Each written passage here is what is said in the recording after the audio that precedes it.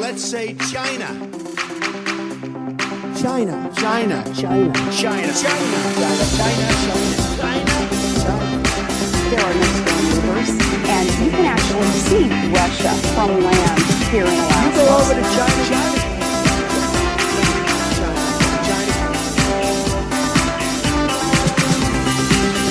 I did not have sexual relations with that woman.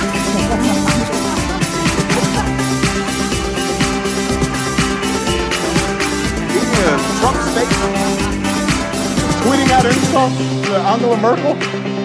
What's he doing? Ladies and gentlemen, please welcome your host. Yes. Hello, and welcome.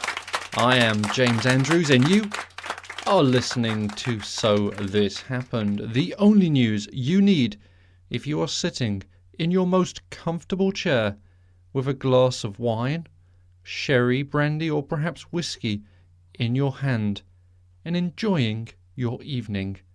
It's Thursday, the 26th of October 2017, and I want to jump right in today with a very heavy topic: heroin. The president gave a speech today about the opioid crisis that is currently facing the US, and there is no doubt that there is a crisis, particularly with the use of heroin, which has increased significantly over the past few years. And the president spoke today. He said this: For too long, dangerous criminal cartels have been allowed to infiltrate and spread throughout our nation. An astonishing 90% of the heroin in America comes from south of the border, where we will be building a wall which will greatly help in this problem. So the president is both right and wrong there. He's right that 90% of the heroin that comes into the US does in fact come across the Mexico-US border. But he's wrong about the fact that building his wall will stop the flow of heroin completely. Listening to Donald Trump speak, you have this image in your head of these little Mexicans with heroin in their backpacks sort of scampering across where his wall would be, getting in the US and going, "I've arrived, I've got my heroin, yes me." The reality is the heroin business is a multi-billion-dollar business, and building a wall will not stop that. And it's not just me saying that because I'm using sort of common sense, but experts have agreed that a physical wall will have little to no effect on the amount of heroin that comes into the country. And that's in part because traffickers are really good at finding ways around such obstacles, whether it be launching the drugs over the wall, carrying them under the wall in a tunnel, or quite simply sailing around the wall. There are many ways, and most of the drugs that come into the US are actually brought through legal channels. Now, we've seen it in things like Breaking Bad, where they have an ice cream truck where they have the crystal meth underneath the ice cream. That does actually happen quite a lot, apparently. It's very difficult for the border guards to determine if there is drugs in any given truck that's coming across, because remember, this is a border that is crossed by hundreds of thousands of people every single day, and it doesn't matter how big the wall is or how many border guards you have at the wall. In order for people to get through, it has to still be efficient, and there is literally no way to check every single vehicle to the point of ripping it apart and making sure there's no heroin stuffed in the doors or in the packages that they're delivering to the supermarkets. And the other reason the border wall will not be effective, according to experts, is that because this is a multi-billion-dollar industry, the cartels are not just going to look at it and go, well, fuck, there's a big wall, I guess we'll just stop making heroin. No, they'll just find another way in. It's as simple as that. They'll go through a different border. So Donald Trump keeps coming out and touting this idea of building a huge wall between the US and Mexico. But he's not really made any mention of the legal ports of entry, where it's estimated that 90% of the drugs that enter the US come through legal ports of entry. And you have to remember, it's not just illegal drugs that are coming through these ports of entry, it's millions and millions of dollars of trade every single day. So to search every single truck that passes from Mexico to the US is completely and utterly impractical, both financially and just in manpower alone. And of course, the cartels know this. It's sort of that old adage of, you hide in plain sight. It's the easiest thing to do, and that's how these drugs are getting in the US. You have mules, or people in a truck with heroin in, just crossing with the hundreds of thousands of other people who are legally traveling into the US every single day, and that is where the drugs are coming from. The wall, that's going to do nothing except look ugly. So what can be done to fight this opioid epidemic that is currently sweeping the US? Well, many people have suggested that this comes from the pharmaceutical companies. And you remember a few days ago, we talked about the pharmaceutical companies and how much influence they have over US politicians. Arguably, the reason people are doing heroin now is because they got addicted to prescription painkillers. Well, prescription painkillers are A, hard to get, and B, expensive. Heroin is A, easy to get, and B, inexpensive. So perhaps the answer to this opioid epidemic that is currently here is we need to look at the doctors and we need to look at the pharmaceutical companies. And we need to suggest that perhaps you don't need a 30-day supply of Oxycontin if you've had a tooth pulled out. Maybe a 1-day supply and then some ibuprofen or Aleve or Tylenol if you prefer. And I know from personal experience that if you go to the doctors and you have a pain, they will give you a prescription for painkillers, something like Oxycontin, which is excessive. And of course you take them because the doctor said, take these, they'll make you feel better. So you take them and all of a sudden you become addicted to them. And then you go back to get more and the doctor says, oh, I'm sorry, I can't give you any more. You no longer have a toothache or a bad back or whatever it is. So you still have this addiction that has been created by these prescription drugs. You have to get that high from somewhere else. Where do you turn? Heroin. On the streets. It's cheap. It's everywhere. Apparently. I'm not sure where you would actually get it. But if you're if you're desperate enough, it's very easy to get. And perhaps that is what is sort of driving this opioid problem that we seem to be having. Because for the cartels, it's simple supply and demand. The demand increases in the US, they're going to supply it and they're going to find ways to get it here, no matter what, whether there's a wall there or not. The heroin's going to get here if there are people willing to buy it.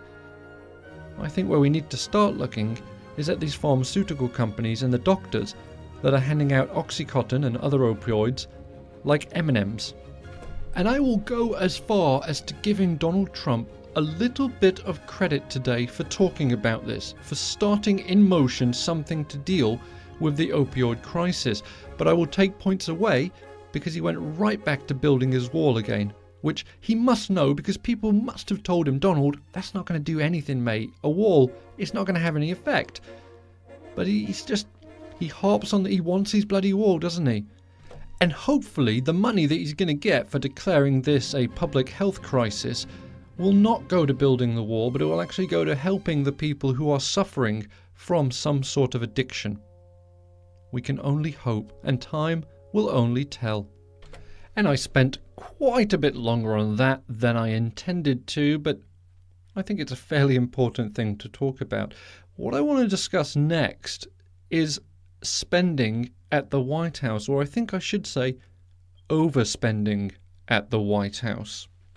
I'm not talking about salaries here. No, I'm talking about decorating and furniture. The Trump administration is spending $1.75 million on furniture for the White House and offices tied to it. And that's according to government records that came out.